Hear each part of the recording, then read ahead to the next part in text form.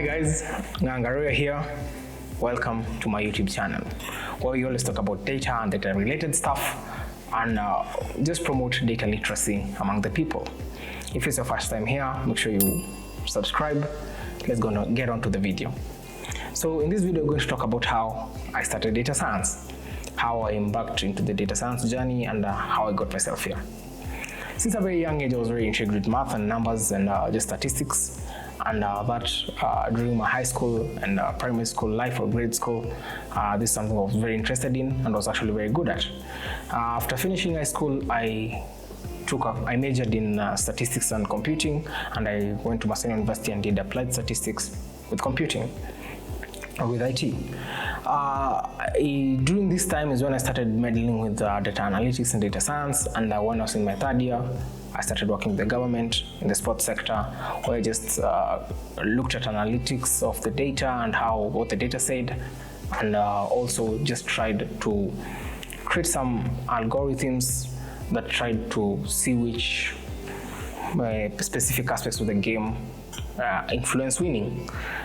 Back then I didn't know this was the preliminary stage of building machine learning algorithms, but this is something that I learned later. During this time I was using Excel very extensively, and Excel is very, very good in trying to solve structured data, trying to manipulate it and explore it, and it is very, very good at cleaning, and Excel is something that I use up to date. And then embarked in learning the basic concepts of computer science. I learned this through a Harvard course that was being offered. I did this course and I learned the basic concepts, and I learned C. Learned how the computer works, how it stores information, how algorithms are created, how to make your algorithm a little bit better, and I learned C. C was actually very, very hard for me. And it was a very steep learning curve for me because I'd never done any coding. But after learning C and learning just the basic data structures and the conditions, how they're created, I embarked in learning Python, which is something that was actually very easy because it read like English, and I fell in love with Python. And from that time, I started learning Python more and more, which was the best programming language to use for machine learning and data science and data related stuff. For learning Python, I learned packages like pandas, libraries like pandas. Pandas was very, very good in manipulating data in column and row form, and was kind of the Excel of the Python programming language.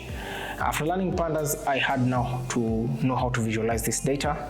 I learned visualization techniques using things like Matplotlib and Seaborn, which is built actually on top of Matplotlib, and Plotly, which builds interactive dashboards and interactive graphs.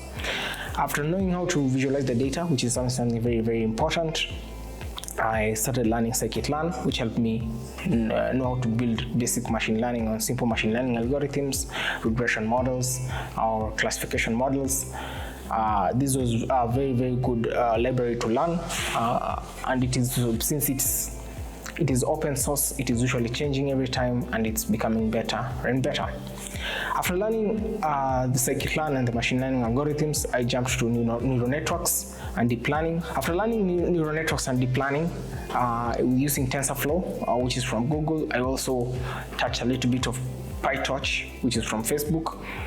This really helped me understand how these algorithms are created, how they use the brain-like neural networks to try and create algorithms, and these are more complicated ones that are not really needed at the beginning, but the more you learn, the more you will require them.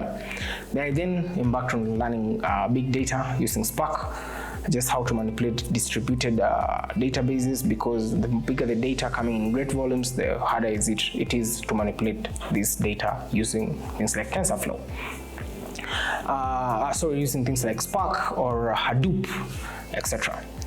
This was how I actually, the process at which I learned. There are a couple of things I think I could tweak before making on the specific journey that I had. I think there's a couple of things I can tweak and make them a little bit better, but that's how I did it.